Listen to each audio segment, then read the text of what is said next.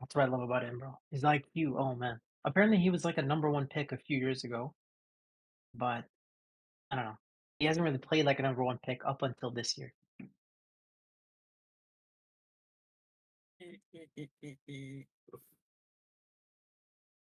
Oh, man, today is gonna be We're live, by the crazy. way.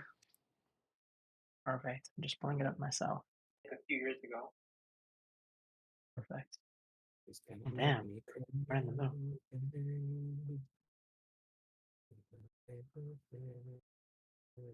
I'm just gonna tweet her live. 1 second. Bro, the thumbnail is cold, by the way, Kayman. Oh, Well, I think we're live, by the way. I'm not sure if you can see it. yeah, I can see it. I can see it. I can see it. Sir, can you talk? I just want to make sure your voice is in the microphone. The thumbnail is cold, by the way, Kayman. Yo, Cole Palmer's gonna get a double-digit haul this weekend, man.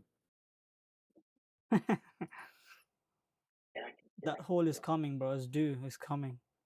It's not what's that meme? You know that what's it Sir, called? can you Mr. talk? I Bean just want to meme. make sure your You know that voice is he's in waiting for the. someone to come to pick him up, and he's just waiting around, and no one is coming to pick him up. It's like that for Palmer. People, owners are just only, waiting for him to return and return and return, and it's just not happening. And I'm over here just laughing, Yo, bro. K-Man, are you wearing a football top, K-Man? Yeah, it's a Palestinian football top. Yeah. Yeah, that football top's nice. Thank you, bro. Thank you.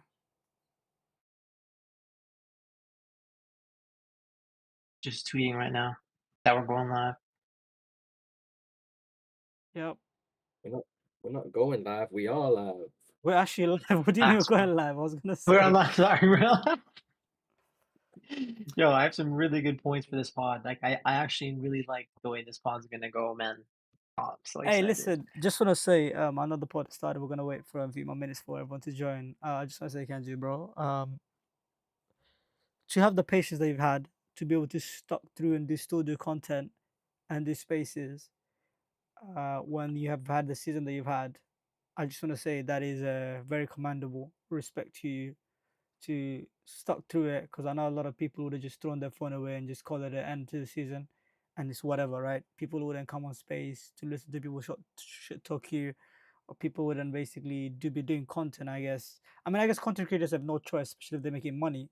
Whereas you were not really making Mm, money, you didn't have to do this. The fact that you did it and you stuck through it, huge respect. And one thing thanks, I bro. will say is that we always believed in you, even if you had a bit of doubt about yourself. We believed in you. You could have made comeback because ultimately you are a good manager. You know what you're doing, and your rank is currently reflecting on that now, even though it wasn't reflecting on early on in the season. So yeah, That's really sweet. Thank you. Yeah. You know what? I don't even want to respond. I want to just start the pod and then just restart. But thanks, bro. That was really sweet. Um, okay. Caught me off guard there. Okay. Are you guys ready to start? ready to cook, bro. Let's go. Let's go. That's all you. Sark, you ready, bro? You just wait 5 minutes, please. I just need to tie my shoes. Is that all right? Yeah, do your thing, bro. Do your thing.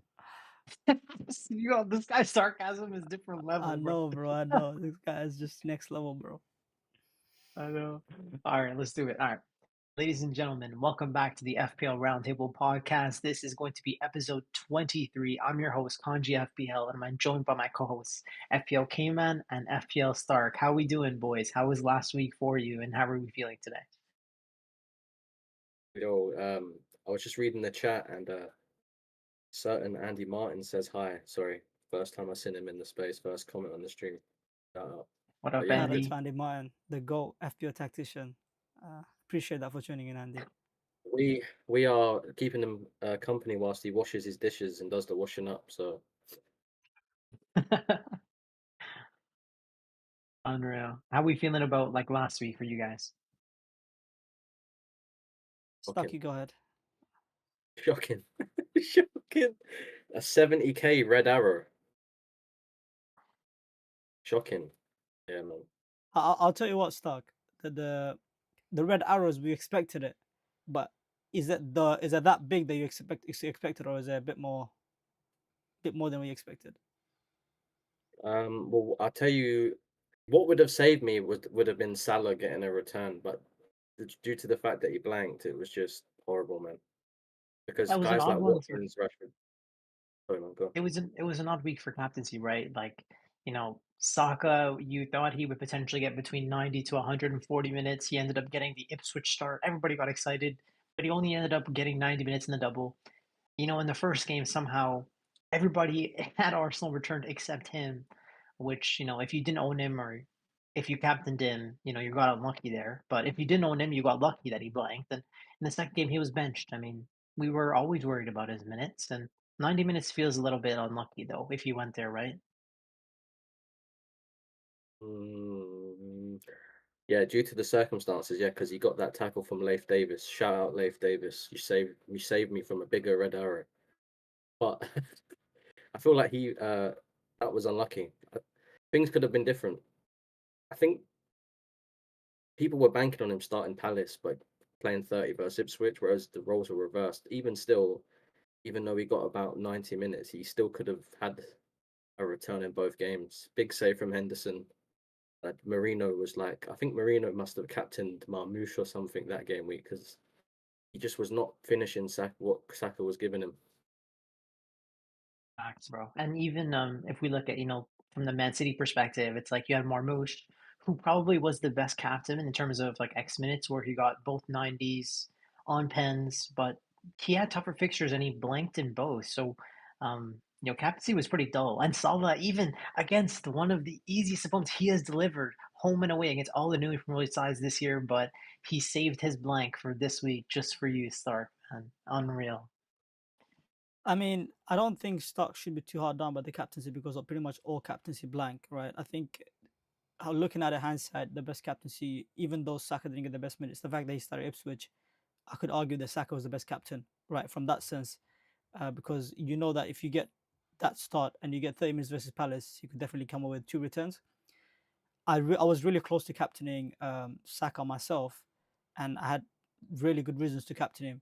But at the end, I actually crumbled under pressure, and decided to play safe, which somewhat worked out in my favor. But again, I want to go with my gut, and my gut was telling me Saka, and I was really beating myself up when I saw he was starting versus Ipswich. So personally, I think the key takeaway for me is even though you may feel a certain type of way about certain players, and your gut says to go there, I think you should go there even though it may not work out, just for your personal satisfaction. Like even though Marmoush won by extra 1 point, still I'm kind of gutted that I didn't go Saka, even though he didn't return in hindsight. If I'm being completely frank, I had really good reasons to go for him. In regards to Salah captaincy, it made sense. Leicester, right? It was really unlucky to not to get returns, but I personally thought Saka could have matched Salah. And I thought he was unlucky as well. And Marmoush, I think he had one big chance versus Everton, and that was about it. He wasn't really that impactful in both legs, and I expected him to not do much, anyways. So that's the on Yeah. captaincy. But Kanji, the main topic of the conversation should be yourself. Obviously, you've climbed from 4 million to 300k, and as you guys can see, his history from game week 16, he activated his wild card, I believe, and that's is it game 16 you activated? No, you're game week 27. I think you did your wild Yeah, so card. so basically in game week 16, I actually put Salah into my team for the first time. I think I owned Salah from game weeks 1 to 6 when other people had Holland. So technically I lost points for captaincy in those weeks. And then I ended up selling Salah because I wanted to go for like Son, Saka, and Palmer as like my premiums. And it took me all the way from game week 6 till game week 16 to put Salah back in. And as you can see, the first week I put him in, I got like a 500k green arrow just from Salah. But yeah, it's been a huge climb. Like it's been, oh man, I felt very discouraged at times. Like when you're posting your team publicly on Twitter and on YouTube, and you're sitting there in like millions when other people are sitting there in like the top 100k. It's really humbling, I would say. Um, so it was pretty tough to like stay with Yeah, 100% I focus. think the biggest challenge is when you're giving people advice and your rank is not great, and then you give them advice and they come back and say, "Oh, what do you know? Your rank is X, Y, and Z," and that's the toughest challenge you have to face yourself, which I personally saw. And I one thing myself when we started this content thing, I said, "Listen, rank shouldn't dictate on." Sorry, apologies. Rank shouldn't dictate on our content. I think ultimately we're content creators. Obviously, we'll give the best advice based on our thought process. We do not know the future. We're not fortune tellers, but ultimately we'll have different strategies. We'll have different thinking, And if people, reason with our reasoning and they go with our strategy, kudos. If it works out, great. But if it doesn't, again, we're human beings, we can make mistakes. And ultimately, all three of us here, we have different strategies, we think differently. And that's why, we blend really well together. And for you to stay, steadfast throughout this whole season when you had such a bad start, kudos to you, as I already said. And look at you now. Like, Yeah, it's crazy. It's crazy. Do you remember that there was a game for Liverpool? That's just to make like a soccer reference for people. We're on an FPL pod. Do you remember there was a game in the Champions League? I think it was against Barca. I think, correct me if I'm wrong, Salah missed the second leg against Barca and Liverpool won 4-0 somehow. Like it's just one of those iconic moments that's like he had a shirt on when he was at the game and it was like never give up on the shirt. And yeah, like it was one of those moments that's just like it's etched in my memory. Like even when like all the odds are stacked against you. Like I remember like losing all of my points to Salah. And like I'm a Liverpool fan. My team is gonna win the league if we pick up a winner or draw tomorrow. And like I was losing all my points to Mo, and I was thinking to myself, like, man, like I'm so behind the field, and all of it is just because of Salah. So do I continue like going without him? Eventually his luck will turn, 10 penalties in a season. Like he's so lucky and that he's also jammy because he's a goal merchant at the same time. So it was a weird season. But after I put Salah in, I mean, life sort of came back to reality, I would say. And there's a rank in FPL called Second Chance rank, which shows you your rank from game week 19 until now, and I'm ranked 35K. So basically, since I put Salah in, which is around game week 19, I, I wish I just never sold him. But either way, it's I think the tale and the moral of the story here is like never give up. Like never give up on your dreams, never give up on your goals. Like just because like the odds are stacked against you doesn't mean you can't go and achieve your dreams. So I'm sure there's somebody else that's out there not having, the best of seasons. And if you just stay patient and you keep making the correct decision over larger periods of time, things will eventually work out. And yeah, shout out to Kayman and to Stark for giving me the positive reinforcement and encouragement, even when I didn't really feel it internally. So thanks to you guys as well. Yo, there's a comment.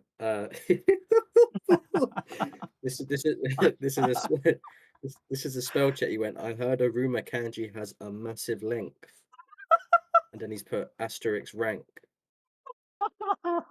Read the comments. no, that's Shout, read the I chat. cannot confirm or deny that statement. Reedy's moving sus in the chat. Reedy, Reedy, what's going on? Oh my goodness. 100%. Yo, you Hey, know what? Like, I just wanted to give people some positive encouragement, man. Like, it's been a tough season. Like, I'm sure exactly. there's people that are on the opposite end of it, bro. Like, that have been like maybe in the top 100K, and last few weeks they've been falling down the ranks. Like, I'm sure there's people on the opposite side. You just have to stay positive and hope that this is going to be the week where your luck turns, right? Yeah, I would say the key thing here is, guys, no matter how badly you mess up in a season, I think there's always a potential to come back. I think it's never chalked is the mentality you gotta have, right? I mean, as Chris said in the chat, that he also had a huge, massive rank rise. He was 1.5 million, and he's been following me through the whole season, and he's obviously climbed back to now. He says for his 4.2k. So that shows you like how much you can really climb. Like you can go from million to top 10k. It is not. It's never chalked. So never give up, guys. Obviously, we're all here to obviously support you. Come to join us on Spaces as well as tune into our podcast. Anytime you guys need advice, reach out to myself, Stark, Kanji. We all think differently. We all have different ways of playing the game. Some of us are aggressive, some of us are more strategical, some of us are more, ITIS managers. So there's variety. Do tune in, show us support, and we'll continue to, give us the content that you need. Again, we don't consider ourselves experts. We're simply a fan of we're FPL fanatics. We love this game, and we're sharing our thought process.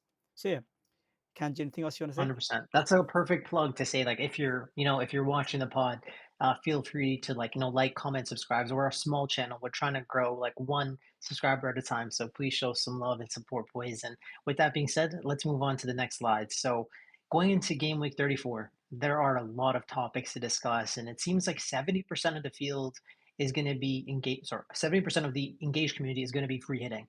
So I just wanted to have a quick discussion on some of the options that you guys would be considering if you're on free hit. I would say for free hit, I think like if you're saying the best picks, for example, I got the list of picks here for goalkeepers. I think there are three goalkeepers standing out, which is Leno with Southampton, Pope with Ipswich, and Sells with Brentford. The reason why I have Sells over, say for example, your I don't know a Sanchez, for example, right? simply because we know from this season watching Forest, they are arguably the best defense in the league, and regardless who they play, they have a chance to keep a clean sheet. And we know that going into this game week, Forest defense will be quite highly owned. So if you want to cover yourself just in case from Milenkovic, from Nico Williams of the world, if you can bring in Sells, who's also like to get a lot of save points, I think it's a really good shout on free hit. On defense, my personal favorite is 8 Nori, Trent, and Trippier. But obviously, you can throw in Kukurea as well. I don't know if you agree with that, Kanji. Do you prefer a Chelsea defender on free as well? Well, yeah, I was thinking like on free hit specifically, like eight Nuri is just the biggest lock Yeah, I defensively, agree, I right? agree, I agree. Yeah, Yeah, I I would know say Trippier Kayman is a and I second we lock as agree, well but because keep in mind that like Ipswich do consider a lot of set piece goals, and who's on set pieces? Trippier. yeah, yeah. So So Stark, I know you're are you also locked on eight Nuri as well if you're on free hit? Yeah, I'd have him for sure. Yeah. Okay, and then the question next goes to Kukurea, right? So like definitely Newcastle defense, but I'd be open to Pope, Trippier, Livermento. I'm open to all of them, so that's why I don't want to put him into the free hit like immediately. It's like, would you go for a Kukurea on free hit? I mean, you're the Chelsea fan, so I really follow your instincts here.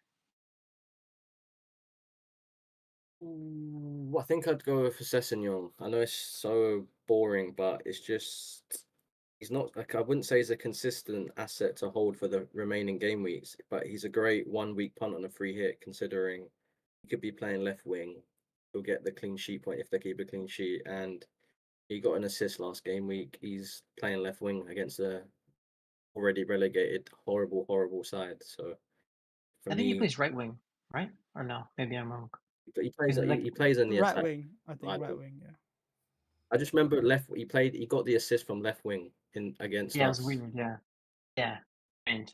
I know exactly what you're saying. Yeah, but it was the right winger trend versus Southampton is what makes him so tempting. Um, but yeah, so if we're sort of would you put in Sessegnon as well, Cayman, onto the free hit if you were No, there? I wouldn't. I wouldn't personally have him because of the minutes that because we know Harry Wilson is back in training and he's in contention to start. I mean, because how well Sessegnon has played, he may get the nudge. But again, that's just you're taking a gamble. I'd rather take a gamble somewhere else personally.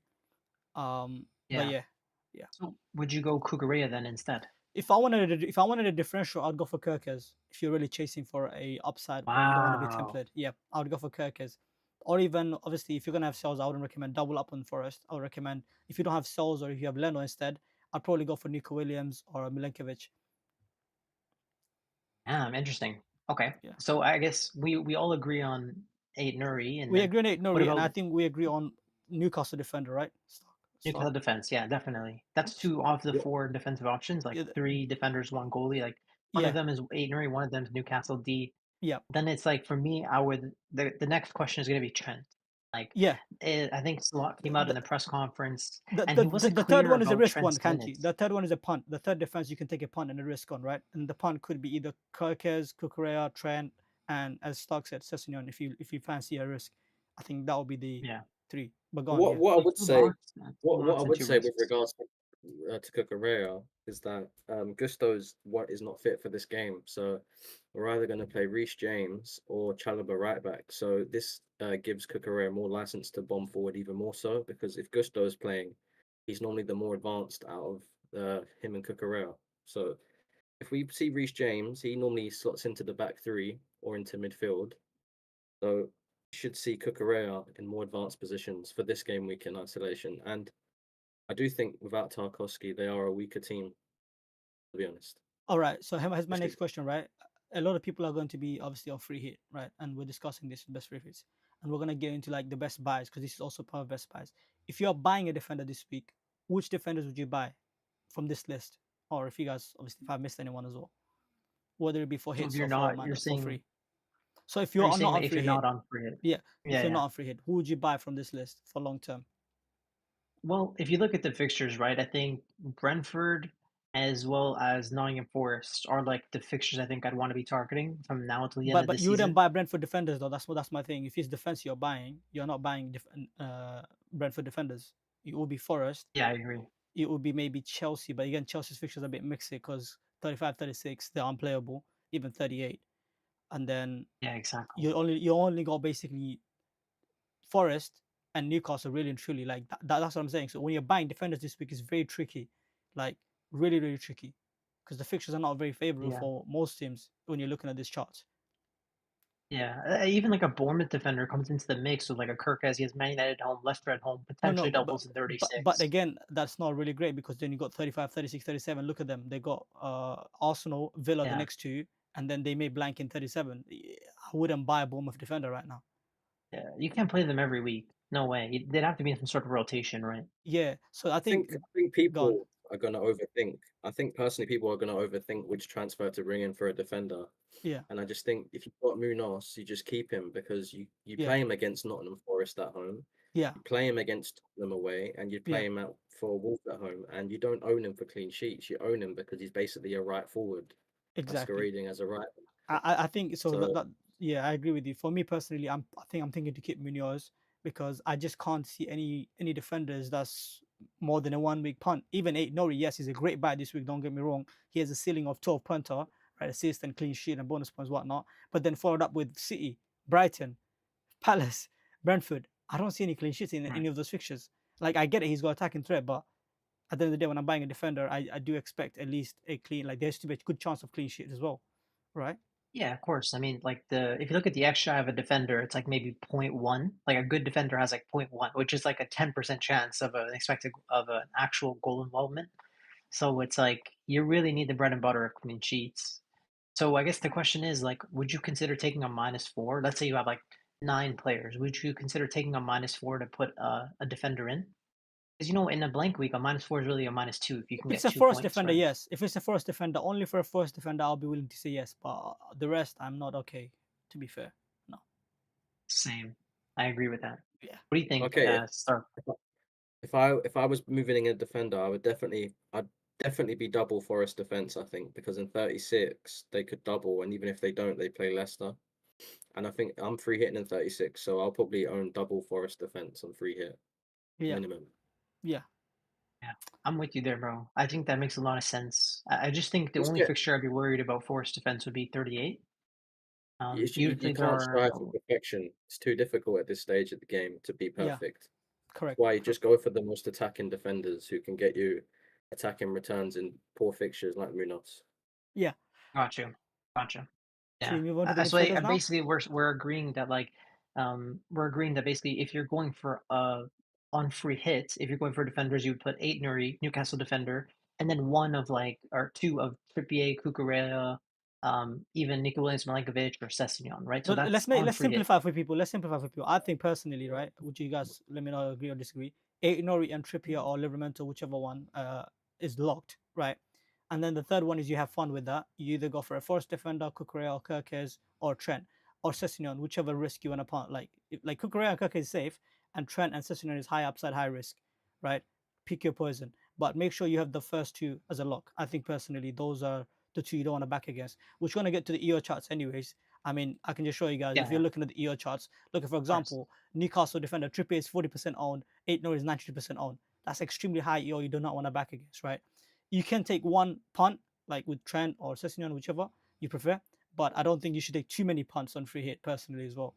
Yeah, so Yeah, makes sense. Let's move on to the midfielders then. So obviously Salah, at home in a game where Liverpool can potentially win the title if they pick up even a draw at home against Spurs, one of his favorite opponents historically. He picks up a lot of XGI against them. I just think this is a very easy and convincing Liverpool win. In fact, I'd even consider Luis Diaz as a lock on free hit as well. Do you guys agree? I don't think Diaz is Yeah. a lock. I think Diaz is a punt. If you wanna, obviously, as I said, like Salah is good. Salah is obviously lock. I'd say one of the Newcastle mids are lock, either Murphy, Barnes, or Gordon, whoever you prefer. Those two, and then the rest I think is just depending on your risk appetite, right? I don't call anyone else a lock, right? For example, Cliver is a good option. Bowen is a good option. Palmer is a decent option, right? Diaz is also a good punt. But yeah, Yeah, so let me give you like the Luis Diaz propaganda. So in the last 6 weeks, Salah has an expected goal involvement of 5.0, right? yeah, What do you think Diaz's expected goal involvement is in the past 6 weeks? not no, not sure. Just pick a number. Just pick a number. Maybe 7 or something, 6, 7. He's doing very well Wait, this wait, week wait. as well. Salah's is 5. How can Diaz be more than Salah, bro? I don't know. He's scoring a lot of goals and assists recently. Now he's been returning. Okay, true. What do you think, Stark? If Salah's is 5.0 xGI, what do you think Diaz's is? 3.36. So that's what I was expecting Kayman to say. So Salah's is at 5, Diaz is at 4.5. So Yeah, basically, Diaz is mirroring Salah for like half the price. yeah, Like he would be an absolute lock for me on free hit. And there was like a quote that came out of potentially like Darwin's minutes are going to be lower because if he gets an additional appearance, then Liverpool have to pay Benfica an extra 5 million or something. I don't know if that's real or not. There's just rumors, but that could lower Darwin's minutes, but that shouldn't really impact Diaz too much. I mean, Jota is the one that's going to be taking minutes away from Gakpo and Diaz anyway. But I think Salah and Diaz are just locks for me. And obviously, the next question is going to be about Cole Palmer. Is Palmer a lock on for hit? no, I think he's a decent option. I think Palmer and Mbeumo fall under the same category, right? I think they're gonna be quite template. It depends on, do you go with full template free hit or do you go with a bit more spicy? I think if you want to spice things up, I think you go either Clivert or Bowen. I think I personally have Clivert on free hit and Bowen. I would back against both Palmer and Mbeumo. However, if you feel like the Palmer has a higher ceiling, then obviously I think I'll be happy to drop Bowen ahead of Clivert for Palmer. By the way, yeah. Um, I wouldn't have both yeah. So Palmer and Mbeumo on free hit. That's too much template. Yeah. yeah, I think Clivert's really spicy. Where like he's sort of gone off the radar for most people, but Bournemouth are the second best attack in terms of XG over the season, and Man United are just not prioritizing the Prem these days. I don't know, man. Yeah, no, I I, So I that agree. Clivert, I would have, as I said, but Palmer and Mbeumo seems like the template pick based on what the content creators are recommending. I would personally not have both. I would have one or the other. Ideally, if I was on free hit, I would have none. To be honest, I don't think Everton and Forest is a fixture to target, but I understand for some people it's a long-term move. It makes sense, especially if they have no chips. So I understand the Mbeumo pick. Maybe they're personally myself reluctantly, but yeah, there's like an interesting stat on X. I think it was a couple of game weeks ago that Late Riser tweeted it. Uh, like in 8 games under Potter, Bowen had 16 shots in target, and that was the most out of all midfielders in the game. And so he's played Southampton. He got a return. I believe he plays a rotated Spurs, a rotated tired Man United. He's still got Ipswich as well, and he's got Brighton this week. So for me, I'd have Bowen 100%. He just always chips away over 9 pointer, 8 pointer, which is pretty solid in my opinion. Mhm. And I would have Palmer, and I'd have a Newcastle mid, and I'd definitely have Diaz and Salah. That would be me personally. Yeah, so the Newcastle mid, like, who would you put in that spot? I mean, that does seem like a very good punt on I free think hit. you Like, just how go would with we evaluate Murphy. those You just players? go with Murphy if you want to be safe. If you want to spice things up, I like Bonds because obviously it's direct, and if he starts, he can do damage. Even if he doesn't start, if he comes off the bench, you can still get something. He's really explosive. If you were looking for a differential and a punt, Bonds. If you want to be safe, it's Murphy. I would go Barnes. Like I'm looking on FootMob right now, and I know they're not the most reliable, but I just look at them to see because they do go off information. Whoever does it, they'll look for information. They've got Barnes and Murphy predicted to start again. I would be shocked if Gordon starts. I think he should, but I would be shocked if he does. And I think Barnes is the differential. He's like 4% owned, and if you look at his returns recently, and shout out Andy Martin, doesn't Barnes have like similar goals to minute ratio than Salah? Oh, this guy, Yeah, it's man. Oh, here unreal. we go, Yeah, no, bro. Here we Barnes is go with that unreal. He's propaganda a again. Andy Martin propaganda what again, man. Go he's on. very direct though. Like that's what Barnes like. You got to give him credit for he No, he's deserves it, really, bro. listen. When He's he gets the direct. He's minutes. clinical, right? He's more clinical than Gordon, but I think overall, does he improve the squad? I'm not sure. Yeah, exactly. Barnes, You put Yeah, it perfectly. yeah. I think Barnes is definitely a good squad player. I'm talking about more. Exactly. He's like perfect for I'm squad. talking about from more standpoint of fluidity for the team and team basically playing fluid football where they're creating lots of chances and yeah, from that sense. Yeah. I agree. I think we had a really good discussion about that. I guess the key is like we're all gonna have our different locks, but can we agree that like Luis Diaz and Salah would be on the free hits? Yes, Can I'll we agree probably They'd with do. be on that? Yeah, my yeah, probably. I would Yeah, have them be on on my mine. yeah. I would have Murphy on mine, and I would have either probably Clivert, Palmer, Bowen. Pick one of them. I personally prefer Clivert ahead of both Palmer and Bowen, but each to their own. But yeah, Yes. Mark, would you put Clivert on free hit? Clivert. Yeah. No, I'd have Evan Nilsson. All the chances fall to the striker. It's Okay. true. Yeah. I guess like we're never gonna agree on all the picks. I mean, there's so many good alternatives that you can even see Yeah. in the graphic. There's plenty of them. I mean, it just depends on like how spicy you want to be, Yeah. really. Like I think on free hit, like you don't really need to have Bumo, but like if you're not on free hit, almost everybody should or will be on one of Bumo It just or doesn't make Bowen. sense to me. Why would you have Boomer on free hit? Like this is the week where you want to spice things up, you want to attack the fixtures, and you're picking a player that plays knowing a Forest away. It's just the most anti-free hit thing to do. I'm sorry, like yeah, fair enough. He just had 18-point haul, right? Like I don't know. I don't know. Like I feel like there are other options you can go for 1 week where you can attack the fixtures. It just I for someone like me, I'm not on free hit. Like for long term, I need players in 35 and 36 and 37 whatnot, right? For me, someone like me, it makes sense, right? Even though the entry point is not there because I'm navigating the game weeks. But for people that are on free hit, I'm so confused why people have Bimo. I genuinely don't understand.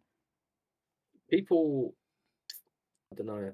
I just think the 18 points last week is a big factor in this decision. That's my opinion. I Yeah, think if he didn't have those points, he'd be in less teams, and you know what? That's fair enough.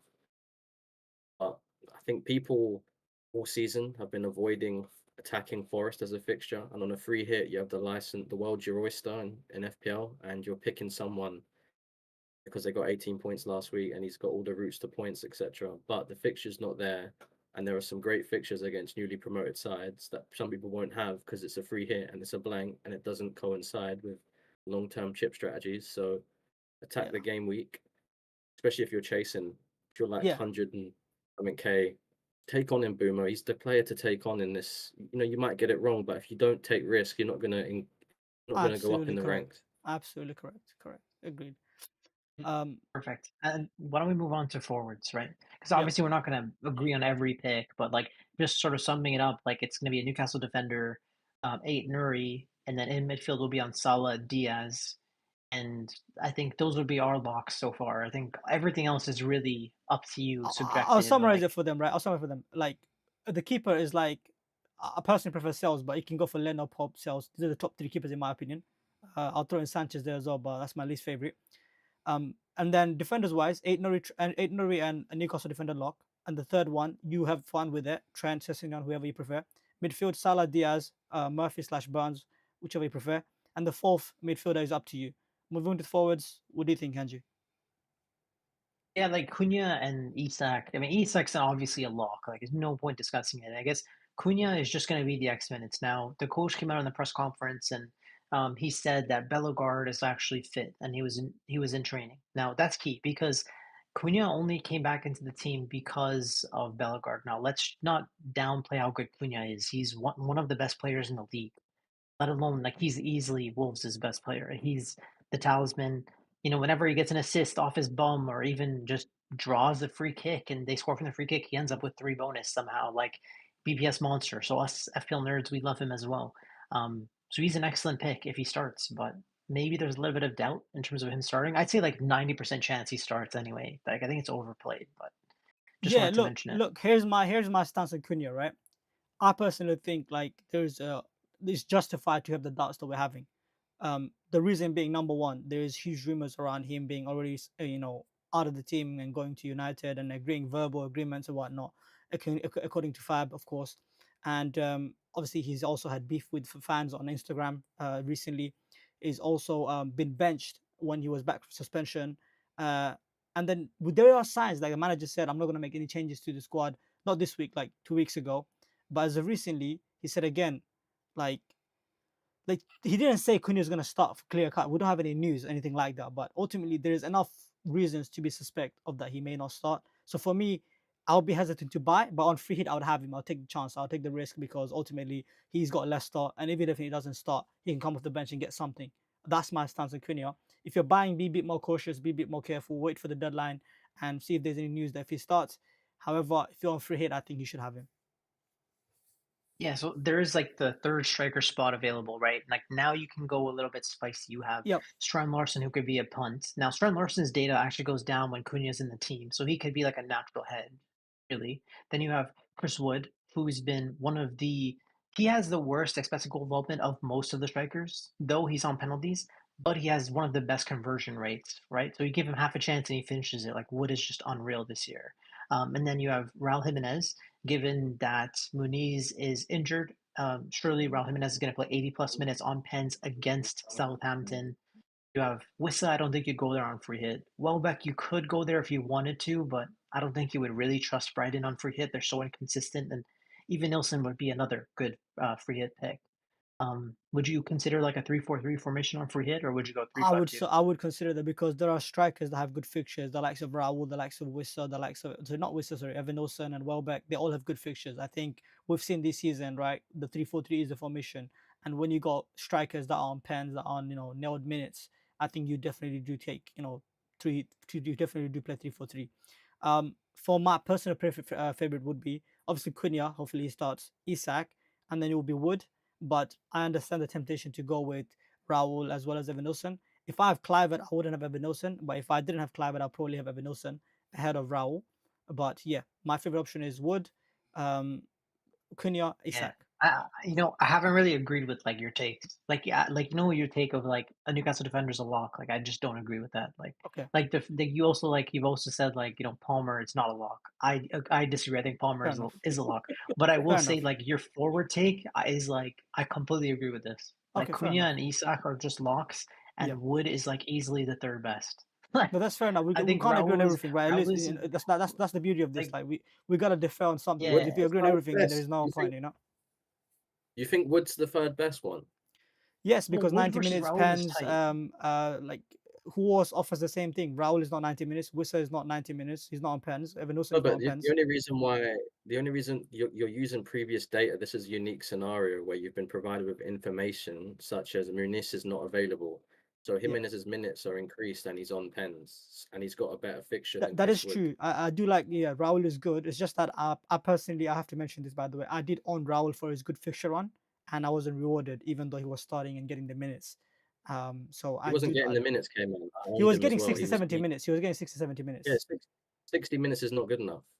Like he's Yeah, not, but he'll get more against than that Tottenham, this getting game. 60 minutes is like, come on. He was getting against good teams, sorry, bad teams, Yeah, and he wasn't returning. But but yeah, the key thing with football in this day and age is that the game opens up after the 60th minute. You've got tired legs and you've got managers changing the system, going for 3 points. So there's more space. So if you get taken off in that instance, yeah. you're missing a key part of the game where you get bigger chances. Why do you think Salah always adds a double-digit haul after the 70th minute?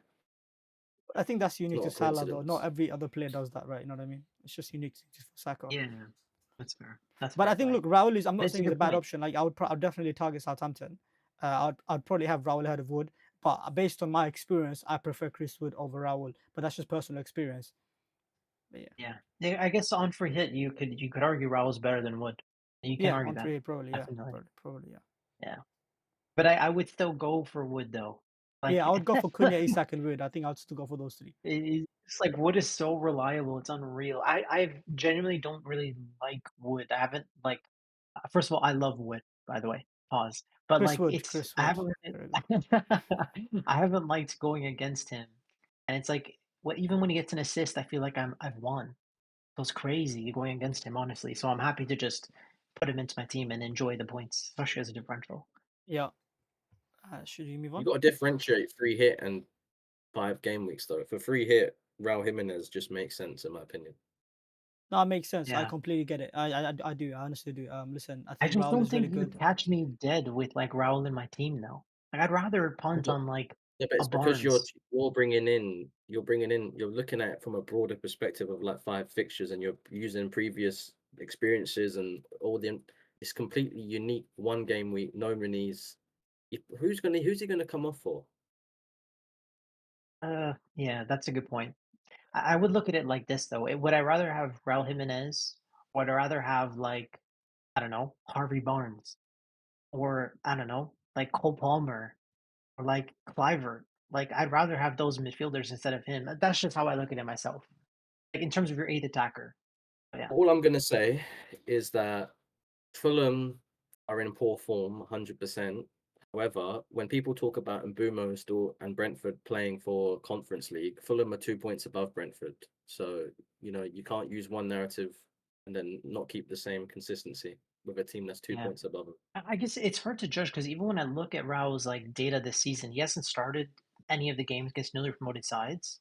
Like, he's actually just not started any of them. I think he has one start in the other 5 games against newly promoted opposition. It's crazy. So it's hard to really judge if Raul is even a good pick based on how he's done this season. I mean, I trust the player, but I don't think I'd free hit him in myself.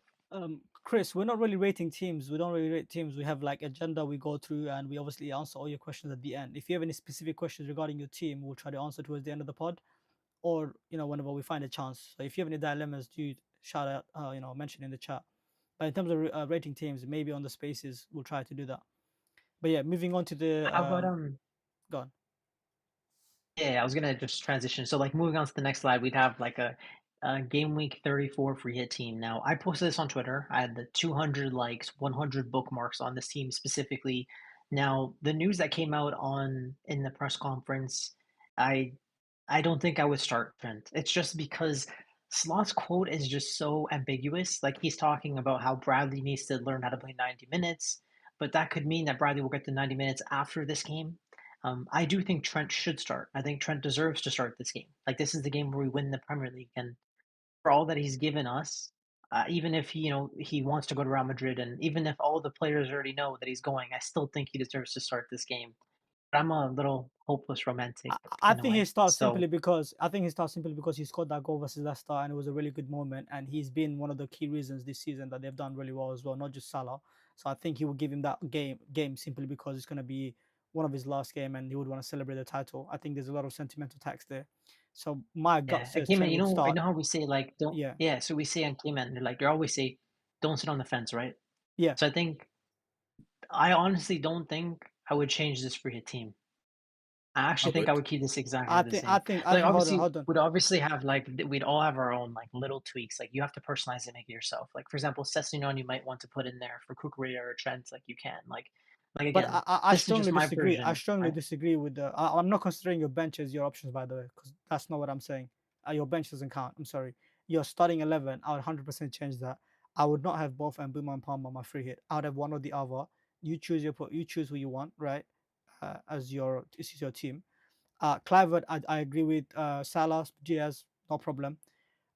Even the back line is fine for me. I wouldn't have Pope personally. I'd probably prefer a Trippier over a Cucurella or something like that, maybe. But again, but back line, not too much issues. But I ideally would prefer Trippier. And I'd say instead of one of the midfielders, I'd have one of the forwards. As I said, it could be Chris Wood or it could be Raul, whoever you prefer. But those are the two changes I'll make. But I would not have both Mbuma and Palmer on my free hit. But the rest I'm happy with. I wouldn't have him Boomer. I'd have Harvey Barnes there, and Or I'd Murphy, probably yeah. have Yeah. Clivert or Bowen, one of those two, and I'd have Sells in goal. I wouldn't have Pope. Yeah. But like the Trippier versus Livermore one is interesting, right? So in the past 4 games, let me tell you Trippier's expected goal involvement. Like, since we were looking to bring him in, so Leicester, Man United, Palace, and Aston Villa, both of these games, like Livermore and Trippier have started, the dynamic has been the same for the defense, right? Trippier's data is 0.08, 0.08, 0.04, and 0.05. Whereas if I look at Livermore in the same time frame, Livermore's data in those 4 games is 0.6, 0.04, 0.02, 0.15. So, like, I would pick Livermore over Trippier, just No, that's simply because fine. of that. But again, you're not considering the fact that Livermore is not set pieces, and Ipswich do consider a lot of set piece goals, and Newcastle have a lot of big bodies that will get at the end of these set pieces, and that's a huge aspect of the appeal for Trippier, in my opinion. And we've seen in the past what Trippier could do. He has a huge potential for goal, and if you can complement that with a clean sheet, I do think he's on my free hit would personally be a lock. And as Stark said, I'd probably have Sells or Leno as a keeper rather than Pope. I don't see the ceiling with Pope at all. If I'm being honest, I don't rate him as a goalkeeper. Yeah, you're not Um, there first. yeah, You're basically like, yeah, this is I why it's don't like, rate him this as a is keeper. my version of. Yeah, I don't read Pope either. Yeah. Don't get me wrong. This is why I want to emphasize. This is Kanji's version of free hit, and like, I don't think I would change this. Maybe Trento for Sessegnon, and like, that's how I see the No, game week. Right? but We this all is have our own supposed to be vision. for you're not on free hit though, but this is supposed to be for the masses. This is supposed to be for the viewers, right? So we're all gonna give our input and we're gonna agree to disagree Yeah, on of what course. we Yeah, think is the exactly, best, exactly. and then the viewer can take our different opinion and based on who makes sense the most and who they agree with it, that's who they're gonna pick. So ultimately, we're not saying this is the best free hit, although the title says best games of free hit. We're giving you other options. The title is a bit misleading, but yeah, there are other options. For example, we agree with most of the picks on this. For example, the strikers 100% agree. Midfield, pretty much agree with all of them, except I'll probably not have Mbimo. Personally, I would probably have a Newcastle mid or maybe Bowen, for example. The defense is fine, except Pope. I don't like Pope. I think he doesn't have any ceiling to offer personally. And I think Yeah, I I'd go think for, Newcastle could concede. I think yeah, that without yeah, Shaw and Botman, they concede, so you yeah, get nothing from Pope. It's exactly. Trippier, at least he can get you a set piece That's it. attack in return. Exactly, yeah. Yeah. Sales is just Yeah, quality. And if you I, don't I own w- Mbumo, it's like a double. It's a double whammy. If you don't own Mbumo but mm, you own Forest Defense, you're doubling up on what you gain. Whereas Yeah, you're also doubling down on the pain. But yeah, I like playing those little double downs in terms of yeah, clean sheet against an asset that's highly owned. yep. Agreed. nice. Why don't we move to the next slide then? So we So took this graphic from Solio no, Analytics. what I about the think this best is. forwards to buy? We didn't touch on the best forwards to Oh, buy. sorry. Sorry, the best forward Go ahead. slide. I can't see the graphic. Yeah, the best forward slide. Obviously, we touched on it earlier slightly on the best forwards, but this is basically for those who are actually buying a forward, not on free hit this week. So if you're buying a forward, obviously we have the XGI per 90 on the left for Cunha, which is for 0.48, Wood 0.36, Evan Wilson 0.55, Wissa 0.6, and Welbeck 0.47. In terms of buying a forward this week, we're going to quickly touch on this, Kanji. Who do you think is a buy out of these five strikers? Yeah. So this is for a known free hit, right? Yep. Yeah. So, oh, that's a really tough question. It's like, I think Cunha is the one that's like very controversial, where like he has the best fixture this week. He's Yeah. probably gonna get a goal and end up with 3 bonus. Yeah. But then I asked myself, like, does Cunha need to be starting every game? Because like they have a release clause on Cunha. It's not like if he ends the season well, his price will go up. And maybe the coach, maybe he will start like Bellegarde in one of the games and bench Cunha. I don't know. Listen, I don't know. I just feel like Wolves have nothing to play for in the Prem, so that's why I would avoid him personally. And then Welbeck's a pick because João Pedro is um, suspended, so he would be on pens. I think even Nielsen and Chris Wood and Wissa would be the three picks I would be considering in this bracket, just because Bournemouth, Brentford, and Forest all have something to fight for in the Premier League, where Brentford and Bournemouth are fighting for the top 8, maybe even the top 9 that can make Europe this year. And then Wood is fighting for the Champions League. Yeah. I think I'd be picking between those My three. preference would be, yeah. Go on, Kanji. Go on. Did you summarize it? Oh, keep going. I Okay, think, yeah. my preference is if you're navigating 35, sorry, if you're navigating 37 blank as well as 34, Chris Wood is the most obvious one because he's not blank. Oh, well, he may actually blank in 37 if they beat City, but I'm banking that City is gonna beat Forest, so Chris Wood will have a really good fixture in 37 as well as in 34. So I like Chris Wood from that sense. And then if you want a striker that's obviously 100% is not gonna blank at all, is Wissa, who doesn't have the best entry point this week, but is still good. I think Wissa is a really good buy. He's got great fixtures to end the season with from 35 on to 38. And then my last two would be probably maybe Evan Nilsson, as you said, but again he also blanks in 37.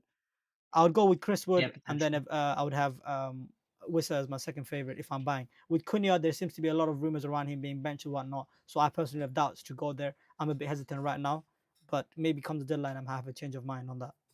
Yeah, Yeah, I think if you're going for like your strategy of like free hit 36, then I think Witsa might be the safest pick just because you get the guaranteed game in 37.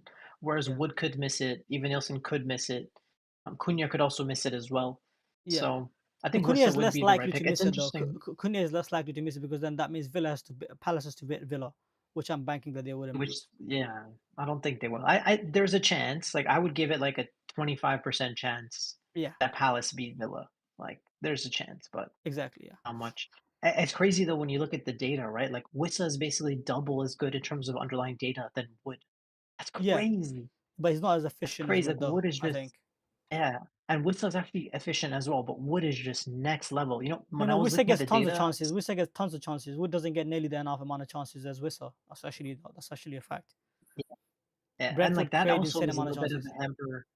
It's a little bit of a hamper to Wissa's BPS, right? Like on the season, I think Wissa has maybe 15 to 20 BPS, whereas if you look at the likes of Wood and Cunha, they're on like 30 plus BPS on the season because they're Yeah, just so like efficient. clinical, right?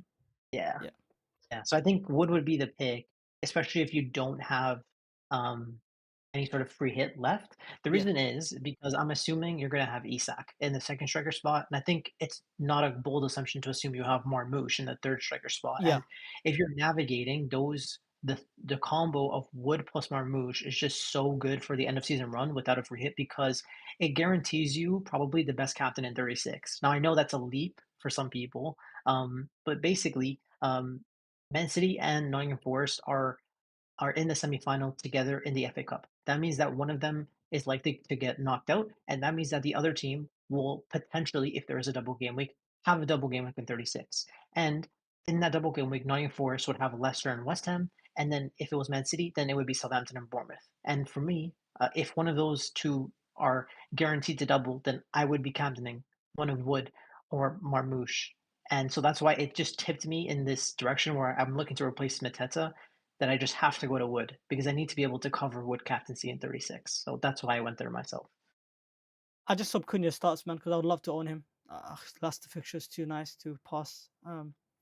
Yeah. Moving on to the silos projected ownership for game week 34. Do you want me to touch on it, Kanji? From Of course, the yeah, you walk through, from bro. goalkeepers, Leno is the highest owned, and then followed up with Pope, and then Sanchez and Sales are the top five highest owned goalkeepers, and then obviously Jose Sarr as well, but the small minority, only 8%. But as you guys can see, for a Fulham defense, are highly owned. So is Pope, Newcastle as well, and then and then you got in defenders, you got eight Nori, as well as Sessegnon, Trippier, Alexander Arnold, and Cucurella. Those are your top five highest owned defenders. And then you got midfield Salah, Diaz, Palmer, Barnes, Murphy, and Bimo and Clivert. I'm surprised to see actually Wow. Murphy quite high. Murphy's actually quite high actually. Sorry, Barnes. Barnes is also Yeah, quite bro. high. So Barnes is higher basically, than yeah. Barnes and Murphy combined is 100%. That's insane. Yeah. So That's if you don't crazy. have a Newcastle mid, it's like you're backing against the field a lot. Like if either one of them actually does Yeah. anything, it's a problem for you. Massive And one. 8 Nuris in like every free hit team. Yeah, eight And Norris so in is everyone's team. Cunha. Yep. Yep. Cunha as well. Damn. Um, Yeah. That's going to be really high, yo. Like, I'm I'm assuming 8 also Nuri is going surprised to to be see like Welbeck though. 70%. Welbeck is surprisingly high, Kanji. We haven't talked about him much. He's higher than Raul and Chris Wood and Larson and Evan Nilsson, which is actually insane. um, I It's mean, in I think pens this though, is isn't it? I think this is a straight analytical pick. I honestly think it's straight analytical. What do you guys think? I don't hate it. I Uh, mean, it's not a bad pick, if I'm being honest. It's better than JP, of course, the role model. it's on the pens. You'll get 90 minutes. I Completely like it. understand. Completely Just don't understand know it. if West Ham's a fixture to target. I think their Yeah. defense is they just set up in a way where I don't see teams blowing them out the water, especially not Brighton. Yep. And then you got Raul with Brighton struggle. Southampton and Wood with Brentford. That there's other Raul strikers with is good cleared fixtures. Welbeck, bro. Yeah. Yeah, Raul is clear. So yeah, Welbeck's I'm surprised it's so high. It's quite really Mhm. surprised. Um, Factual. Strand anything And Larsen's a else? like good pick. If you have coming back any to like yeah, concerns about Cunha, you just go Strand Larsen. Like it's just that simple, to be honest. Yeah. Leicester's such a good fixture. yeah, and like coming back to Kayman's point on Trippier versus Livramento, Trippier has the EO. Yeah, he's got the highest EO. Sims. Yeah. Facts, bro. Facts. Um, is there anything else to touch on this? Or No, I'll just say one thing is look at this to make a decision on it, whether if you want to play defensively or offensively. If you're chasing, do see which players you think you can take on, and from that you can see, it will give you a better judgment on what players to buy and what players not to buy. If you're playing defensively or aggressively, so this is why this chart is really useful. Let us know if it's useful, yeah, and yeah, moving on. 100%. So moving on to the next slide, we've got the game week 34 teams to target slide. And so No, no, if no, you no, look at no. the total goals for Sorry, oh you're sorry, right. go You're ahead. right. Go Sorry, ahead, sorry, go you're ahead. right. This you're right. I thought it was something else. Gone. You're right. You're right. Gone. Yeah. No worries. Yeah. So if we're looking at the teams to target, right, like if you're looking at like total goals, it looks like Liverpool and Newcastle are the two teams. If you're going to be going with a double attack, you should be prioritizing a double attack from one of them. And if you're looking to have like a defender, it seems like a Newcastle, Chelsea, and Wolves asset should be your priority. Like that's what I read when I look at this chart. Yeah, I'm looking at it. I'm surprised to see Chelsea's odds being so high for a clean sheet, Kanji. Are you seeing this? Chelsea has an Yeah, I mean, odds of no, it's just 43 Stamford Bridge. I mean, Chelsea fighting for the 43% of top clean sheet. five. I mean, they're the second highest for clean sheet after Newcastle, and then followed up by obviously you've got Wolves also 43%. I'm quite surprised to see that myself. I mean, if those who are Cucurella and Sanchez, I understand why you're on where you are, but yeah, I'm gonna be rooting for India to ruin your nights. So It's yeah, interesting because I think if you look at like the Cucurella EO, he's like 25%, and Sanchez is like another 10%. So Cucurella, I mean, Chelsea it's defense just is a going to be simple like 40%. it's just a simple case again though. If you go Cucurella, even if we concede, he has the ability to score a goal. yeah, So he's that's got true. that 15-point factor to him, and he's also got, oh, it doesn't matter if we concede, he could get something. That's true. I might. Would you bring him in for -4 though, Stark? Because I actually need. I can't field 11 players No, this week. nope, I wouldn't bring him in for a hit, no. That's the problem. Yeah, I can't think of Well, any there's defender only that's one worth a hit. defender that you bring in for a -4, and it's like Milenkovic or Nico Williams. That's I've it. already But I've Otherwise, you already just got go Nico with, Williams. Already got one. yeah. defenders for a hit don't make sense to me in any game week. Yeah, especially because like you've already used your bench boost. So like Yeah, for me, it's like I'm justifying the -4 for a defender, even though he could blank this week because he plays Leicester in 36 and I need it for my bench boost. yeah. So that's how I'm justifying it myself. No, I get it. I get it. Yeah, that's the thing now. Like, if you've used your bench boost, this is the thing. Like, just I've brought in Cunha, so like I'm just literally planning. If he doesn't play after the Leicester game, I just couldn't care. I'll just hopefully take the 16-pointer this week, this Saturday. And then if he don't play again, I'll just have him on the bench and play 3-5-2 every week. Yeah, Yeah. Yeah, exactly. And like we have enough money now, and like because Holland isn't in the picture for now, you don't have to worry too much about keeping money on the bench. Exactly. yeah. Max, bro. But yeah, this Um, slide should be you helpful wanna? to obviously load up on defenders and attackers, of course. So moving on to the next slide. This is the chip strategy slide, isn't it, Kanji? You want to touch on this? Yeah. Or you So I wanna think yeah. So I just like an AM review from 31 to 33. I mean, I ended up with 50 points on AM, which smashed it? I think is very solid. And like when you're looking at the AM strategy from 24 to 26, most people went slot Glasner, or they went like what was the first one? I think it was like Emery, Moyes, and then Glasner type of thing. So they've averaged around 50 points from AM, unless they made a mistake and went to like Ruud van Nistelrooy or stayed on Emery for the third game. Like, most people got 50 points. So if you got less or more than 50, that'll determine whether or not you beat AM on template. But whether you went AM 24 to 26 or you went AM 31 to 33, you should have been able to match the 50-point template score. Yep. So unless you went, for example, like in 31 to 33, unless you went Glasner here, like if you went Glasner here, then you probably were underwhelmed with your AM Yeah. compared to the field, Correct. right? So it's like AM points didn't really matter too much. But you know what did matter was triple captain. And Yeah. like you two got the massive haul from Holland, and that it paid dividends. But it looks like if you look at it from a season perspective, like Isak was 30% triple captained, he got 11. Salah was 30% triple captained, and people got 25 because he had either 29 or 20. And then I Yeah. think Holland was like 30% triple captained, and he was 12.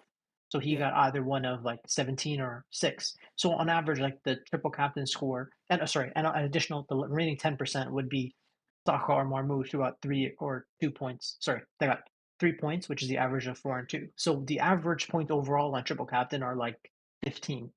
So did you beat 15 points? Yes or no? That determines whether or not you beat the field on triple captain. So it's just interesting to see, because like Can I just yeah, most of the narratives have come and gone, right? Like yeah. like there was Liverpool. Oh, we need to be using the chip as soon as possible, getting it out of the way, this sort of thing. But it's funny how the pieces fall and like you can look back and reflect, right? What are your thoughts on the FPL finally using the red, or sorry, the dark green uh, fixture ticker sign for some of these teams, like obviously Southampton, Leicester, and Ipswich? Not Ipswich, but yeah, Leicester and Southampton. Don't you think, like, I don't think I've seen that since I've started playing FPL. That's kind of insane. Like, they completely do They not respect deserve this they, team at all. they deserve it, and I think Tottenham also deserve that color as well. Yeah, yeah. I think So it's do really funny to United. see though, the dark green. But yeah, that should tell you guys who to target. As Andy Moore says, all Yeah. you do is target I Leicester. think like Yeah, I think I fell into this narrative of like trusting the newly promoted teams to have some sort of good assets. yeah, But I think going into next season, I need to just emphasize like there is a massive gulf in quality yeah. between like the Premier League teams and the newly promoted sides. Like it's crazy. Yeah. Do you want to touch on the Rob TFPO's projected double game weeks? Because right now the chances have increased. Obviously, there is 60% chance that obviously Villa double. There is 43% that City double. There's also 59% chance that Tottenham double, due to obviously them being in Europa and potentially going to the Europa finals. Same with Villa going to FA Cup finals. So these are the reasons why we may get double. How are people preparing for doubles and blanks? I do not know, but there will be definitely a chaos coming up game week 36 as well as 37, especially if Haaland is back. So just a heads up for you guys, do plan ahead. As you guys can see for 37, there are teams that are going to be doubling and blanking. So you gotta be aware of those as well. Yeah. Yeah, definitely. This is the graphic from Ben Crellin, by the way. Shout out to Ben Crellin. He's the Yeah. GOAT. So yeah, just have a look at this and do consider that in your planning when you are bringing in players. Yeah, this The is like when Let's I, TFCO. by the way, like when I was, I mentioned earlier, like Chris Wood or Marmoush as the captain in game like 36, like you can see where it's coming from. I know yeah, the percentages don't look high, but if there is a double game week, um, one of them should potentially get one. yeah, it will be one or the other. Moving on to our PFC for game week 33. I went Wait, two. before we go PFC, bro, can we go to like the spacing graphic, which shows you like the Yeah, fixtures on like yeah, the I'm on it. Yeah, week and it tells you the okay, yeah, okay. So like for this one specifically, I wanted to just emphasize one of the key assets in the game, Bukayo Saka. Now, I think you guys did Palmer to Saka this week, right? yeah, For the double game week last week. yeah.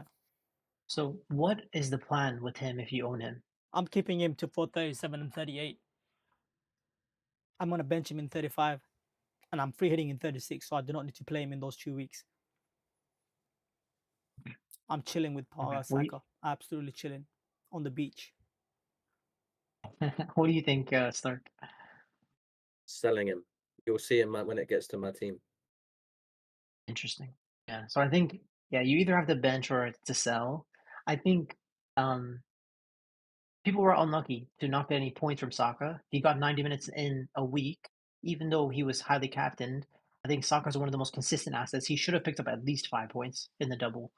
The fact he got two is crazy. Very unlucky for owners. But I think going into 35, where he has two Champions League games around the Bournemouth game, I don't think he'll get heavy minutes in Bournemouth. The Liverpool game could be like a dead rubber game. It's also away at Anfield, so maybe he's benched there as well. I'm not sure I like know what he's you're gonna gonna play the do if you Newcastle own game. him. It's at home. Last game of the season, it's at home, right? I know he's gonna play that, so I'll have him for that. It's Southampton. Southampton's 38, right? Yeah, Southampton 38, so Mhm. I'll have him for that as well. So if you see the spacing between Newcastle and Southampton, sorry, it's like there's a healthy distance between the two. So yeah, I Nice, think bro. So like that's the key. So like solid that 8 days gap, Saka bro. Eight thing. days gap between Newcastle and Southampton, Yeah. actually. So the question I think the money question is the money fixture for Arsenal is the Southampton game at 38.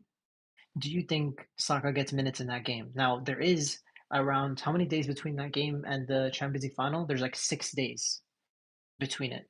So I think he can start the game and maybe just get an early sub, right? Yeah, In 38. yeah. I think that I think there's a lot to happen before you can really make a decision. Everything from now is just pure guessing because there's two fixtures against PSG. So I don't you even got to think they really go wait through for those. PSG. I don't even think they go through them personally. I think they've got a genuine chance based on the matchup. So, like I said, for me, I'm not concerned about it. When it comes to 38 and they play Southampton, if they're out, I'll maybe get him for Palmer. If they're in, I think Trossard will be the play because I think he'll get the game as the 9, like he did in this Yeah, double. very spicy, especially because if they make it to the Champions League final, they'd probably play Marino in the striker position, I'd assume. So they probably go with like Odegaard, Rice, Partey midfield in the Champions League final. So I'd assume, Trossard wouldn't be part of that 11. Um, So I think you're right. He would start the Southampton game. He'd probably get 90 minutes as well. I think if A you're really on interesting free hit take. 36, you keep Saka. If you're not, you sell him. That's just my stance on it. I think you just Yeah, sell him. Minutes are horrible. Pictures aren't even good. Better assets to own. I That agree. is true. Yeah, so I do want to say though that if you want Bukayo Saka, game week 37 is the week to target to bring him in. And if you want to go there, I just wanted to mention that before we moved on. All right, we'll And get also back to other that. the other key asset, sorry, the other key asset is Erling Haaland. Um, Now I think you guys don't really need to worry too much because you're on free hit 36, and if Man City are doubling, you'll just put him in the free hit, right? Yeah. But yeah, like if Man City are doubling and he's fit, we might have to just take a -4 to bring him in and captain him and sell Salah, but then we'd want to captain Salah the week after. Like it's a mess. It's gonna It's be a mess, so and messy. I don't wanna get people to think about something that's hypothetical. If that comes, and then people will Yeah, deal with it when that comes, all right. But it's glad you mentioned it though for now. But yeah. yeah, exactly. Um, Perfect. so for the PFC for game week 33, I went for 2 out of 3. Both Kanji and Stock went for 1 out of 3. I picked Trossard. Hey man, you're coming back. You're coming back, bro. Yeah, somewhat comeback. I went with Trossard, and obviously he banged absolutely. If he obviously went there, you're welcome. Flop JP, that one is the lock. That one could never fail. Right, that one put it up the rafters. That bum got red card. That was the biggest flop. That's the definition of a flop. When you pick a flop, that's how you pick a flop. A flop that doesn't get any return. Not only doesn't it not get a return, you also get a red card. Like that is the like that's my that flop right there. I'm proud of. That one I'm putting up the rafters right there. Like I'm gonna put a signboard, JP red card, freaking model, Hollywood star. You know what I mean? That one I'm proud of for myself. So bang. And Marmoush is a fraud. And I always said to you guys, I'm not convinced with Marmoush until he proves himself, and he's yet to prove himself. And the first time I fucking trust him with the captaincy, he flops. So he's a bum. He's a fake Egyptian. I don't think he's gonna sniff my captaincy on button anytime soon. So yeah, 2 out of 3. Nice to get somewhat comfortable. Not even lead, but I'm somewhat coming close to that Kanji now. But yeah. Yeah, exactly. And then for me, I went for the combo of KDB as my punt and Marmoush as my cap, assuming I get the assist to the goal, but I got nothing in the double game week where Man City scored 4 goals. That's crazy. And then my flop was Bruno. I knew it was going to be leggy Man United, so at least I got that right. But Man City let me down big time this week. So man. Mateta with a lucky return. Salah, how on earth did he blank? 1 out of 3. Robbed of 3 points there. I'll be honest, Yeah. robbed. That's what Marino, it you is. got lucky with Marino. He got the assist, but you missed the second game. Excuse me. I got lucky with Marino. Marino should have had about 50 points in that game. Bro, KDB Yeah. See it? outscored Marino. Like, bro, KDB outscored Marino? Yeah, it's But crazy. you get the point for the punt. KDB did. Crazy. KDB did sweet F4. I'm going to call him KD Badby from now on because that guy is KDB was awful, man. He was awful. But yeah. bro. The tally comes to total 39 for myself, 39 points. You got Kanji with 40. I'm almost there with him. And then you got Stark, comfortable lead, 44 points. So yeah, not too bad. Guys, do you mention your PFC in the chat? We'll go through at the end. Yeah, so for next week, PFC, I've got John Larson as my punt, and I've got Pedro Porro as a flop. That's another one. That's a lock. Put it up the rafters. I'm getting 1 point there. Salah captaincy. Hopefully, finally, he can pick up some form versus Spurs. And yeah, that'll be me, guys. JSO versus Leicester. Come on, he's better get something, right? Goal, assist, something. Or you're second. What are you thinking? Punt Bowen, he's in my team. I think he can do something. Flop Bruno. Difficult game versus Bournemouth away, so that's why I picked him. And captaincy Salah, no brainer. Man, I Yeah. can cheer on Bruno. I'll be cheering on Bruno so hard. Oh, oh man. Oh man. It makes sense you're punting Bowen and you have him in your team. Like makes sense. Yeah, my flop this week is by the way, in terms of like PFC, the flop has to have 15% or more ownership. So I went for Pickford. He's at like 14.7, so I'm like, you guys would have been okay with it. But he's playing, I think, away at Stamford Bridge. So I'm hoping that this isn't going to be a Pickford masterclass. I need Neto or Palmer or Jackson. Someone has to come through for me, please. Break down this Everton low block. Otherwise, Pickford's gonna end up with like 10 points. My punt this week is gonna be Raul Jimenez. I really wanted to be Luis Diaz, but his ownership is so high for some reason. Like Yeah. I don't know, like it's just Mixed crazy bag. high. Thinking Cap said Kayman's flopping Pedro every week. Listen, I had the attacker Pedro Jab last week. Pedro I Porro. had the attacker Pedro last week, and I got the Pedro defender this week. I got a nice combination going on back and forth. The I know. Yeah, bombs, see, I bro. even wanted to put Wood in my punt, but I couldn't. Like the EO is just so high. Like Yeah, people just come on, bro. own You these can't have Wood as a guys. pun, bro. Come on. He's a certified Yeah, asset, that's bro. what I'm saying. So yeah, I had to go for Raul Jimenez, like 90 minutes against Southampton, hopefully on Yeah. pens. Hopefully he can get something. And then Yeah. Salah Cap, this is the banker. This is the one that couldn't miss. This is the one that could never miss. Hopefully for Oh, the bro, you say that, man. How did I get 1 point last week? I'm astonished. Leicester. Oh Star my. got robbed, man. Star got absolutely robbed, bro. They're like And then Saliba assist to Mateta open goal. Like, unbelievable. Can I just mention, by unbelievable. the way, Thinking Unlucky, Cap man. had Nico Jackson as punt, and he's got Flop as Cliver and Cap Salah. And who else do we have? We've got Cortex with his PFC. If you could just quickly mention it, what's his PFC? Can someone read it? Can't see I can't Cortex. read it. If you can see, I can't read. What's that? Cortex, I think he said he's mentioned his PFC there somewhere. I can't see it now.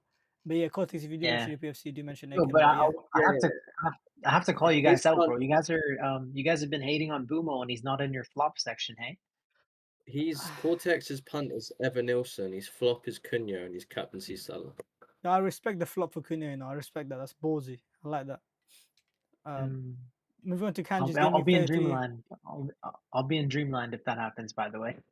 Yeah, Kanji's game week 30 team review. Go on, Kanji. Yeah. So this week, this was insane.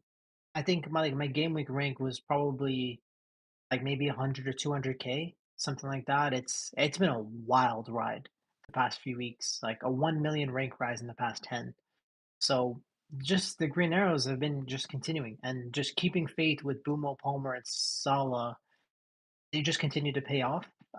The Crystal Palace lads were really low EO apart from Munoz and I think Mateta. At my rank, it's I'm so poor, like 350K. Like Munoz, Mateta are only like maybe 60% EO, so I'm still gaining, even though those points always felt like locks.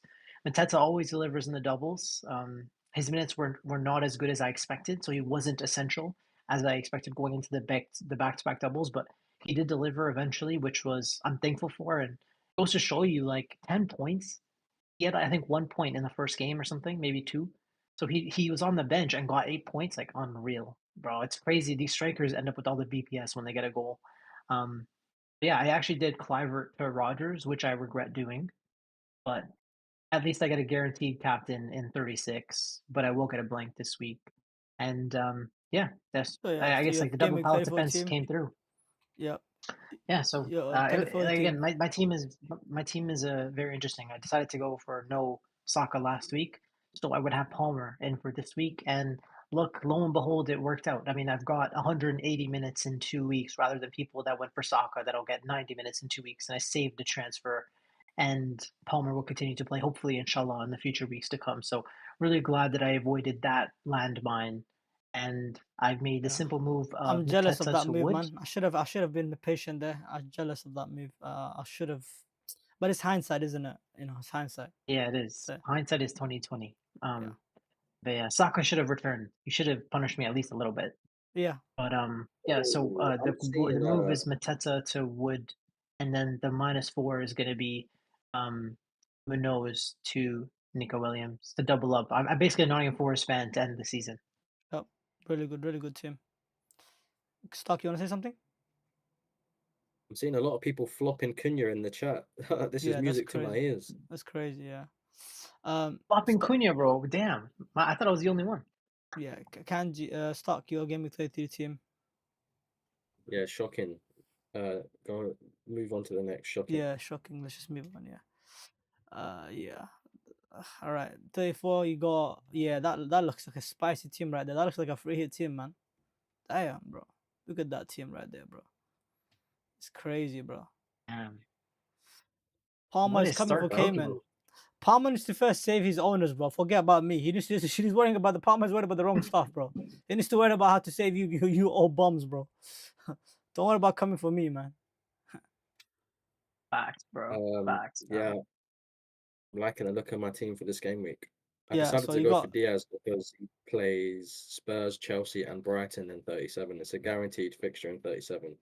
Whether he plays or not is obviously a different story, but we're playing it by ear. yeah. I'm free hitting him out of Arsenal 36. So other than that, I I'm just very want to say happy the with my Cunha team. pick. Why would you go so early, Stark, when you know that there is doubts around that? I'm a bit confused there. I think he's going to play, so I don't have any doubts. But you could have waited for that move to the deadline there, right? To get more, maybe perhaps a bit more information. There's not any information that's going to come out. I mean, the kickoff is at 3 o'clock and the deadline is at 11. There could be something that come out. You never know. No, there'll be nothing. Fair enough. But that Yeah. would be the only thing I would have probably waited to tomorrow. I mean, that's what I'm personally waiting for. But otherwise, I love Yeah. the team. Great team, by the way. So, yeah, just to mention, Yeah, it's guys, crazy. Stark did bring in Diaz and Cunha, and I think he saw Diaz for Saka and Cunha for Mateta. So yeah. No, I sold JP for Cunha. So was it JP? Sorry, JP for Cunha. My bad. Oh wow, you upgraded. Nice. So this is, I think, Brazilian my fraud team. to Brazilian fraud. Yeah. Wait, but keep in mind, Stark, this is why you're so elite, bro. You went from John Pedro versus Leicester to Cunha versus Leicester. Yeah. Got my respects. Yeah, so I've survived. I mean, I shouldn't have done the Saka to Palmer move, but that's hindsight. I've somewhat survived. I've also got Soboslai. Hopefully, he'll pay dividends versus Spurs. He did get a 17-pointer last time, but he was on 2 BPS and then they've taken it off after a day. I thought that was kind of weird. The FPL turbos are working overtime to prevent me from Bro, winning it's a FPL. disgrace, bro. It's a Yeah. disgrace, man. So I blame them for my red arrow. And then I've got no returns from my attackers except for Mateta. And even then, I was really fortunate. He just came off the bench versus Arsenal and returned. And I've got 0 returns from all my attackers. Sarr is an absolute bomb. I can't wait to get rid of him in my team. And then Saka and Soboslai. Saka is not going to play to game week 37. And then you got Soboslai I'm stuck with. So I've got quite a few transfers to make, to be honest. This is what I'm looking at currently, boys. I'm looking at bringing in Bowen for Sarr. And I've got I'm looking to do Mateta to Cunha, but again, that will depend on if I get a bit more information on him. I'm not sure if I'll go there. If I don't go for Cunha, I'll most likely go for Chris Wood.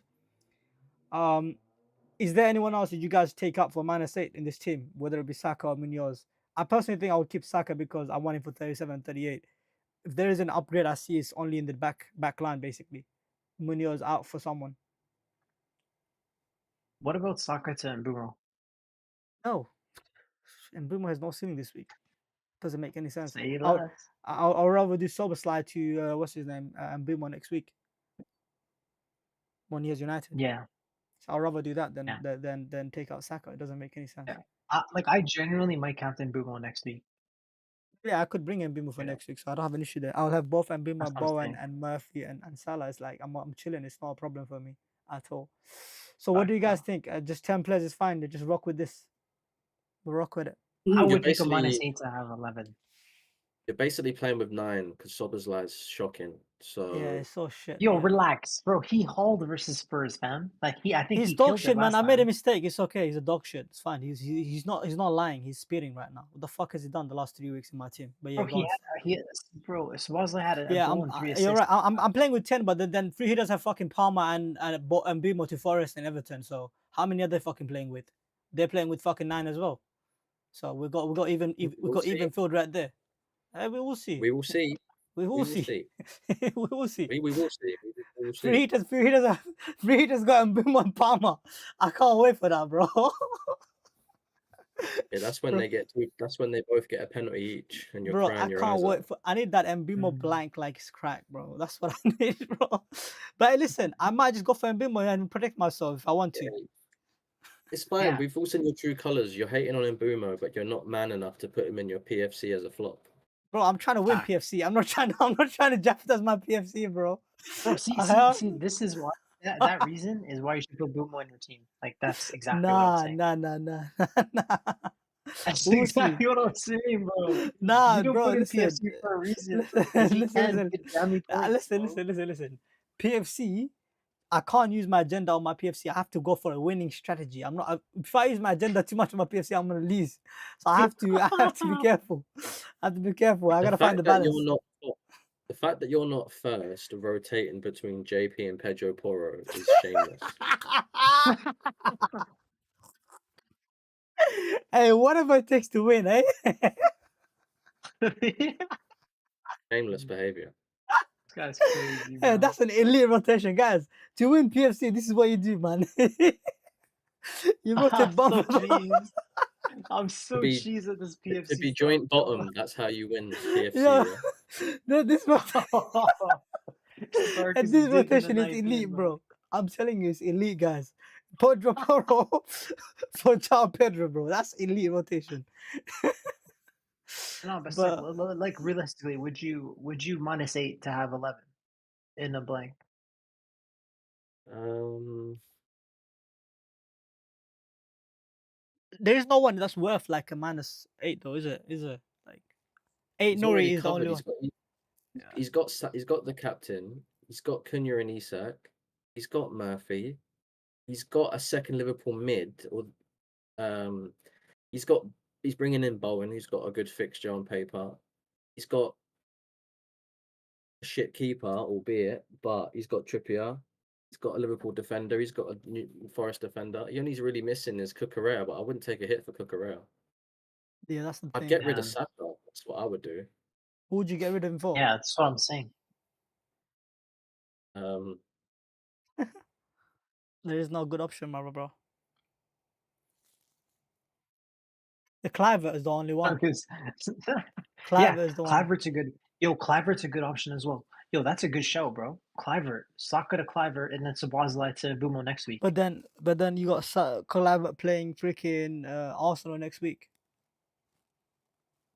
Yeah, but Like I'm that's gonna need fine. Saka for Okay. 38 anyways. I'm gonna need him for Newcastle and Southampton. you don't need to play Saka. You don't need to play Cliver next week. You can just bench him. But ultimately, I don't know if it's the most high upside move for a -4 because it's United and Arsenal. But he plays Leicester in 38. But then he But blanks in because he plays 37 as Yeah, well, Saka plays in because he 37. plays Leicester in because he plays Leicester in 38, it's not worth taking a hit now. So I would not do it for Cliver. Yeah. I would do it for I don't know who I would do it for in your position, to be honest. There isn't anyone. That's why keeping Saka makes the most sense because he plays in 37 for me. You know? Potentially Palmer, but if you don't rate Palmer, then no, just keep it as it is. No, Palmer, but then you got Palmer playing Liverpool next week. Do you know what I'm saying? Yeah, we're gonna cook Liverpool. Yeah, that's the problem. Yeah, I get the Palmer mid, but it's like, bro, I picked the guy on wild card. Like I went for round 2 after I got rid of him. I transferred him out, and then now I'm taking a -4 to get him back versus Everton. It's not, it doesn't feel right to me. I'm not on that. Yeah, it's just yeah. But Saka was like a defense.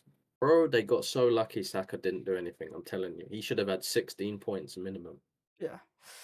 Look, it is what it is. Great. I'm not too mad. Obviously, yeah. Look, I'm happy to go into the game week like this. At least I have Saka for 37, 38. It's okay. People are gonna buy him then, so I'm a step ahead. So yeah. But I would say, like, I think this is what Andy Martin said to me, and I kind of agree. Like, there is a Twitter bubble with FPL. Like, yeah, I honestly think there's a chance you could still get a green arrow with a team like this. Like, yeah, if pretty Bowen sure. Yeah, delivers and he's lowly owned, or Sabazlai gets you 2 returns, yeah, like you're gonna be fine. yeah. True. Um, you've got. Should we just go to the chat quickly before we end the stream? Of course, bro. Of course. Yeah. All right.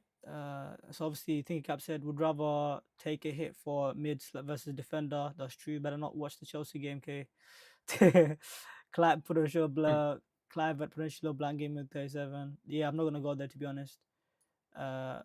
Dude, Newman is in the chat. I, Yeah. I I can't read what he's saying, but So Newman's here. he said his part is Rhys James and flop is Cunha and Salah is captain, and then he says he's hoping for Cunha to flop. Uh, yeah, that's about it. To be honest, I'm not seeing anything else. Like, yeah. But obviously, shout Damn. out to Who would Andy you Martin. start? Alright. Shout out to Chris. But yeah, go Wait, on. Go on. quick question. Who would you start if you could only start 3 defenders between Cuckoo, Livramento, Canate, and Nico Williams? Who would you start? Like, which one would you drop? This week is Say it it this again. week? Say it again. Sorry. Huh? Is it Who this Say it would week? you again. drop out of? No, last week. Of course, this week. Fucking hell. Cucurella, Livramento, Canate, Nico Williams. Konate, I think. You drop Nico Konate. Williams. Yeah, I think I'll drop Konate there because he doesn't have. I don't see No, him. I don't know if he has a very great attacking threat. To be honest. I think the Nico Williams one depends on the. Oh, but you can't wait on it. It really depends on that result versus City. If that does go to extra Mm. time and they're a bit more leggy, Yeah. then the Mbumo owners could be feasting. Yeah. Nice, bro. I don't know. Oh yeah, yo, you know that's a really good point. Like any Nottingham Forest asset you bring in, keep in mind they have the Man City game after the FPL deadline, but before their next game in the Prem against Brentford. Yeah, I know. Good point. Yeah. Should have mentioned that earlier. This is why Chris Wood is also sticky because he could get injured versus City. Facts, bro. Facts. So There's risk. I it's a know, risky but bet. I'm looking at it like I think the coach prioritizes the top 5 race rather than the cup. Because Yeah, the top 5 guarantees Champions League, the cup guarantees Europa League. yeah. I agreed. But look, my listen, my transfers are not locked in, guys. I'm still like, I don't know if I go for Chris Wood. I'm not sure what midfield I'm gonna go for, but Bowen seems like the most likely one, and it makes sense. Like Spurs and Brighton is the next 2 fixtures. I just can't overlook that, even though West Ham are shit. But yeah, that's Bro, about you're it, so boys. close to a free hit team with your team that you have on screen. Yeah, man, it's not too bad at all, bro. Like, Light yeah, work, it honestly. work. Yeah. All right, boys. Mm. Anything else? I think we're good, bro. We've All right. covered everything. All right, This boys. is Thank one you of the so much best for pods I think tuning we've in. had Yeah. in a while. Yeah, man. Thank you guys for tuning in. Make sure to smash the like button, subscribe, leave a comment down below, and all the best to you guys this week. And we'll see you guys next week. Peace out. I see.